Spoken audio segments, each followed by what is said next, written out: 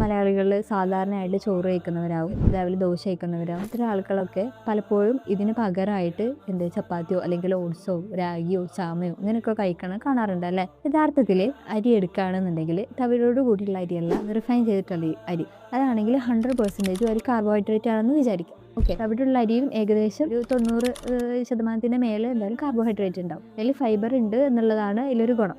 എനിക്ക് ചപ്പാത്തി ആണെന്നുണ്ടെങ്കിൽ ഇതിലൊരു 80%ഓളം കാർബോഹൈഡ്രേറ്റ് ആണ് വരുന്നത്. രാഗി ആണെന്നുണ്ടെങ്കിൽ ഒരു 60%ഓളം കാർബോഹൈഡ്രേറ്റ് ആണ്. അപ്പോഴൊക്കെ നമ്മൾ മനസ്സിലാക്കണം, ഇതിൽ മെജോറിറ്റി വരുന്നത് എന്താണ്, കാർബോഹൈഡ്രേറ്റിൻ്റെ ആണ്. ഒരാൾ ഒരു സ്പൂൺ ചോറാണ് സാധാരണ കഴിക്കൽ, അത് മാറ്റിയിട്ട് 3-4 ചപ്പാത്തി കഴിച്ചാൽ അവിടെ ഗുണം കിട്ടുന്നില്ല. ഇത്തരത്തിലാണ് നമ്മൾ ഭക്ഷണം കഴിക്കുക. അതായത് നമ്മൾ കാർബോഹൈഡ്രേറ്റ് വളരെ കുറക്കാൻ, അതിപ്പോൾ രാഗി ആയിക്കോട്ടെ ഗോതമ്പ് ആയിക്കോട്ടെ എന്തെടുക്കുകയാണെന്നുണ്ടെങ്കിലും അവിടെയൊക്കെ നമ്മൾ അളവ് വളരെയധികം പ്രധാനമാണ്. അതിനനുസരിച്ചുള്ള ഫിസിക്കൽ ആക്ടിവിറ്റി നിങ്ങൾ എത്രയാണ് കൊടുക്കുന്നത് അതിനനുസരിച്ച് മാത്രം കാർബോഹൈഡ്രേറ്റ് എടുക്കാൻ എപ്പോഴും ശ്രദ്ധിക്കുക.